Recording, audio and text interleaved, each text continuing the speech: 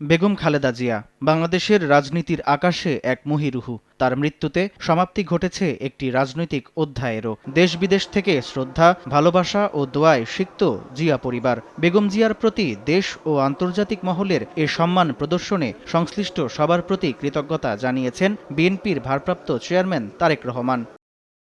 শনিবার ফেসবুক পোস্টে তারেক রহমান লেখেন, এ কয়েকদিনে তারা উপলব্ধি করেছেন ভিন্ন ভিন্ন মানুষের কাছে ভিন্ন ভিন্ন অর্থ বহন করতেন খালেদা জিয়া। রাজনীতির গণ্ডি পেরিয়ে ব্যক্তি খালেদা জিয়া অগণিত মানুষকে স্পর্শ করেছেন।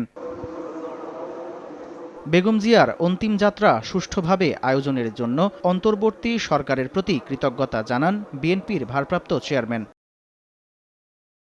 আন্তর্জাতিক অঙ্গন থেকেও পাওয়া সংহতি ও সহমর্মিতার কথা বিশেষভাবে উল্লেখ করেন তারেক রহমান। বিভিন্ন দেশের সরকার প্রধান, কূটনীতিক ও আন্তর্জাতিক প্রতিনিধিদের উপস্থিতি, সমবেদনার বার্তা এবং আনুষ্ঠানিক বিবৃতিকে অভূতপূর্ব সম্মান হিসেবে অভিহিত করেন তিনি। নিরাপত্তার দায়িত্ব পালনের জন্য সশস্ত্র বাহিনী, আইন শৃঙ্খলা বাহিনী, প্রশাসন এবং সংশ্লিষ্ট মন্ত্রণালয়গুলোর ভূমিকাকেও কৃতজ্ঞতার সঙ্গে স্মরণ করেন তারেক রহমান।